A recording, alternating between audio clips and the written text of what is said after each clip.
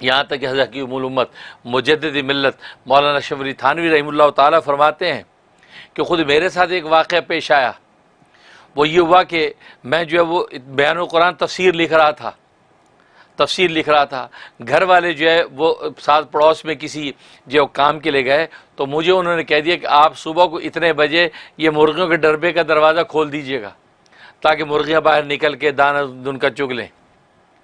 फरमाया कि मैं जो है अपने काम में लग गया, तसनीफ़ करने लग गया, यहाँ तक कि मैं उन मुर्गियों के जो है वो डरबे का दरवाज़ा खोलना भूल गया। अब मैं जो तफसीर लिख रहा हूँ, मज़ामीन उतरते नहीं हैं, दिल दिमाग बंद हो गया, समझ में नहीं आ रहा कि क्या हो गया। फिर इस्तिग़फ़ार करता हूँ, ज़िक्र करता हूँ, फिर लिखना शुरू करता हूँ, लेकिन मज़ामीन की आमद नहीं है।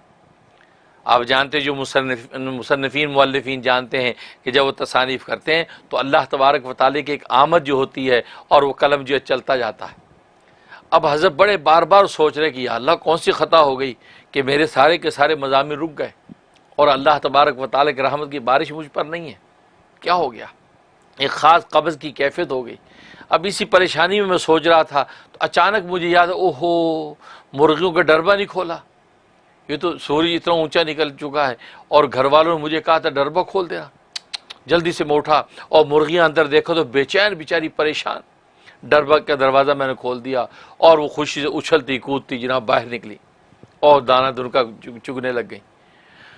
तो उसके बाद आके फरमाया कि मैं जैसी अपनी मसनद पर बैठा और लिखना शुरू किया, मज़ामीन की आमद शुरू हो गई। तो मैं समझ गया कि इन बेज़बान जो बेचारी मुर्गियाँ, वो उनको जो डरबे में बंद करके बैठा हूँ और मेरी ज़िम्मेदारी लगा दी गई थी कि वक्त पे खोल देना, और मैं खोलना भूल गया। लेकिन अल्लाह तबारक व तआला अपनी रहमत को रोक कर मुझे मुतवज्जे किया कि बेज़बानों का हक़ अदा करो।